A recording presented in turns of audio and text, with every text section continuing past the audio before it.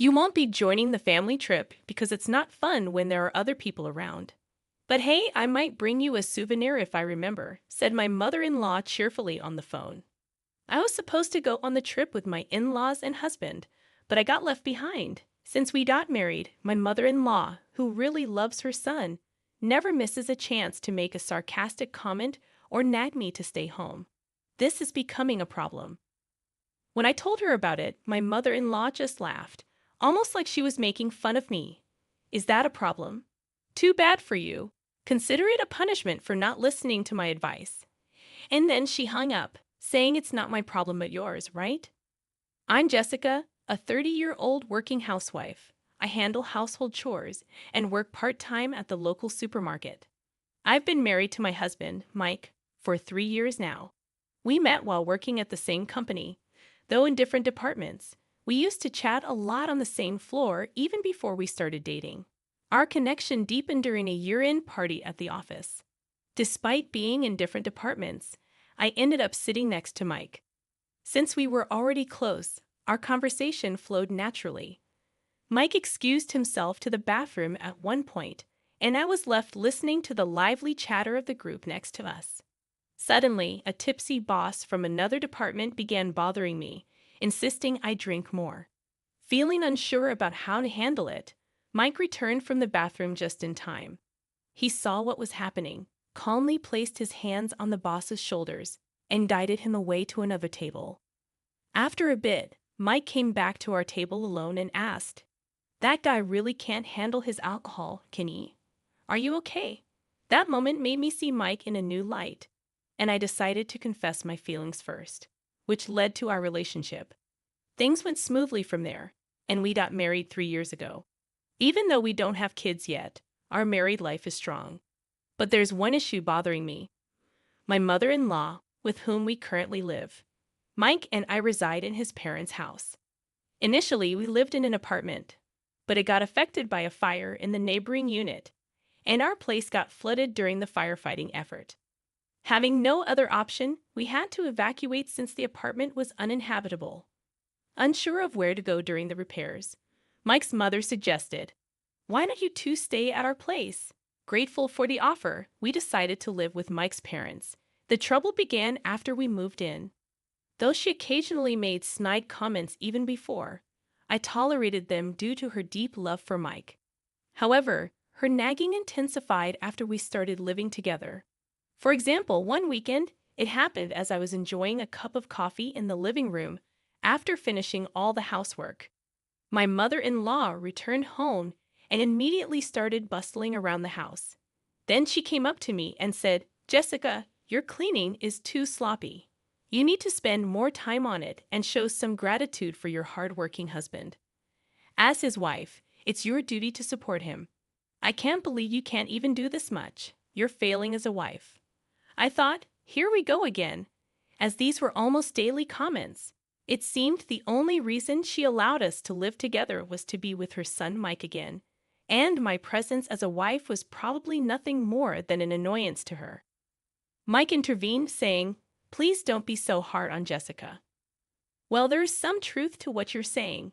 Even if she's working part-time, slacking off on housework isn't good.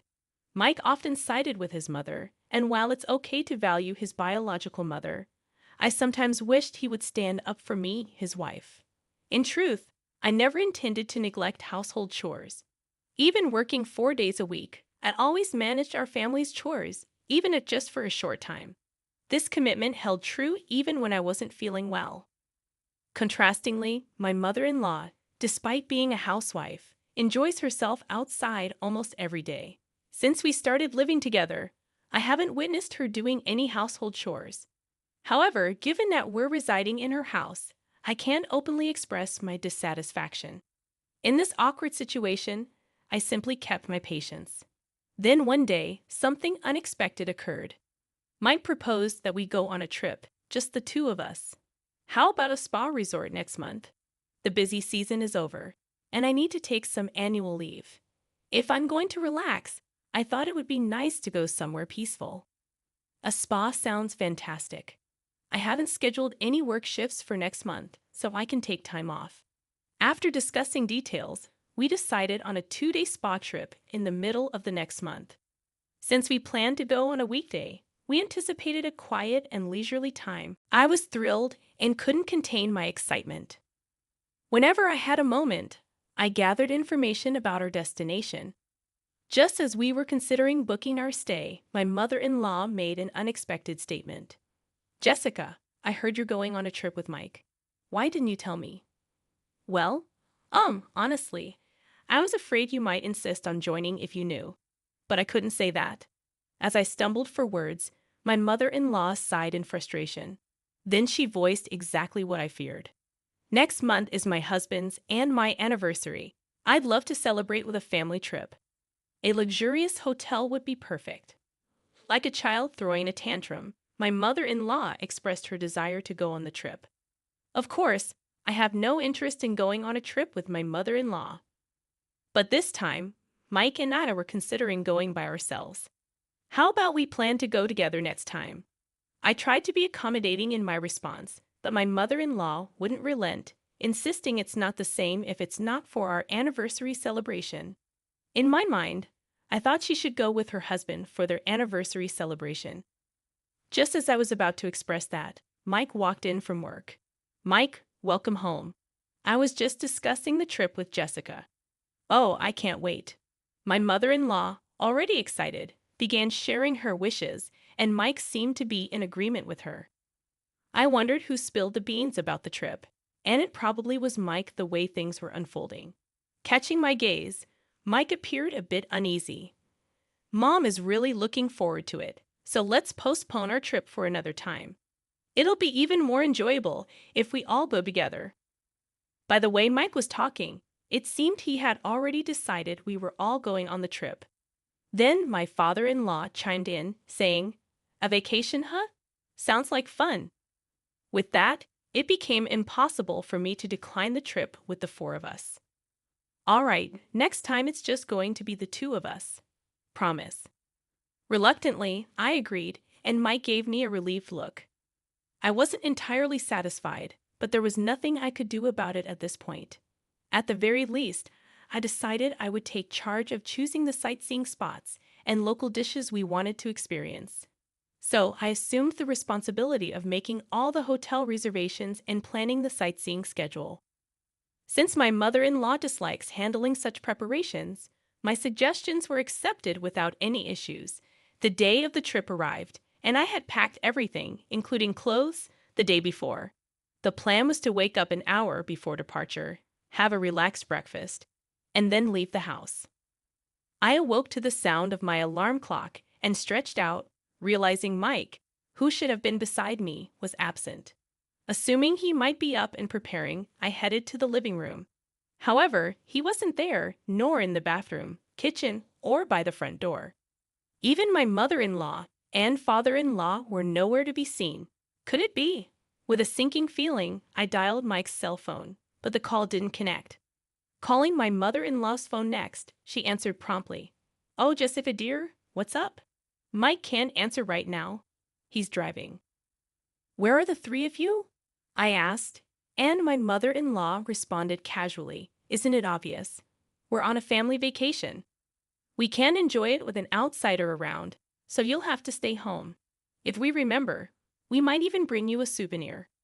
I heard my mother-in-law's triumphant voice over the phone. "Stay at home? That's going to be a problem."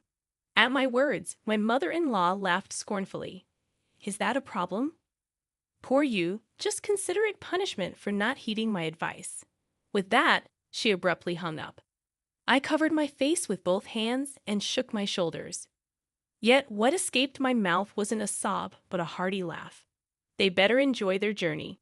I'm sure they'll regret leaving me behind. The sound of my alarm clock woke me up, and I stretched out, expecting to find Mike beside me. However, he was nowhere to be seen. Thinking he might have already gotten up and started preparing, I made my way to the living room. To my surprise, Mike wasn't there, and he wasn't in the bathroom, kitchen, or by the front door either. Even my mother-in-law and father-in-law were mysteriously absent. A sinking feeling crept over me. I dialed Mike's cell phone, but the call didn't connect. Trying my mother-in-law's phone next, she answered promptly. "Oh, Jessica dear, what's up?" "Mike can't answer right now. He's driving." "Where are the three of you?" I asked, and my mother-in-law responded nonchalantly.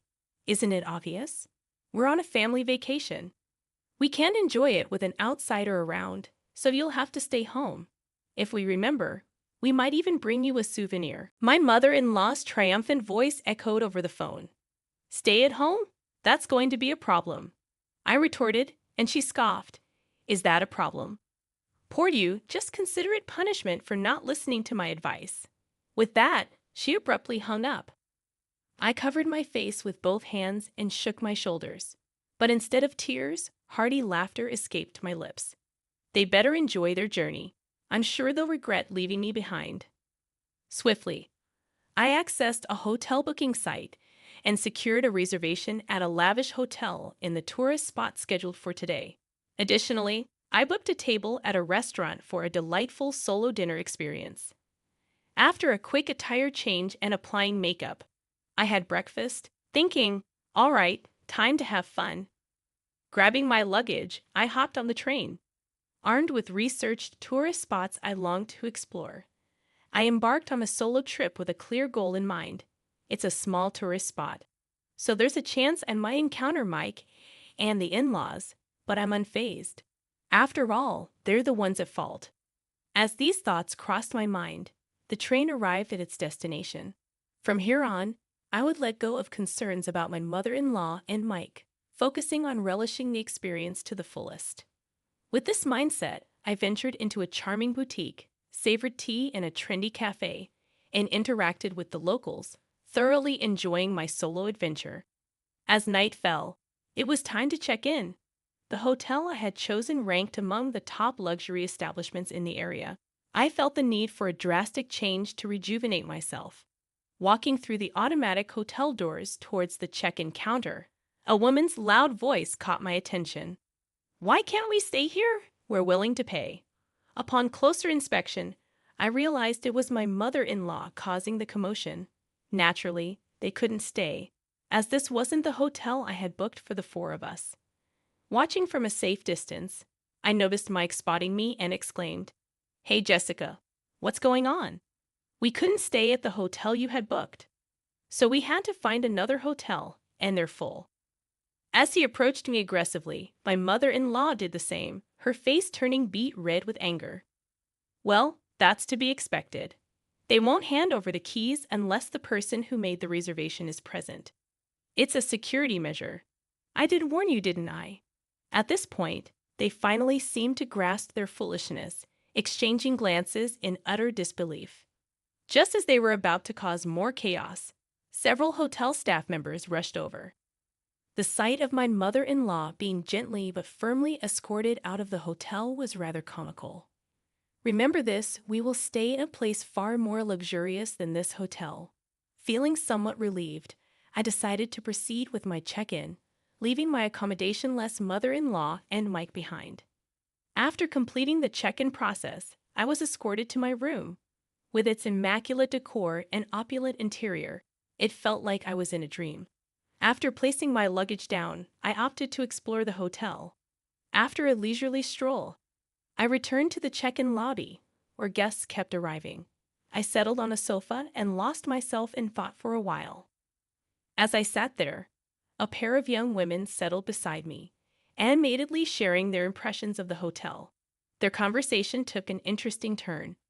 "Hey, have you heard about the hotel near the station? There's a pretty spooky rumor going around.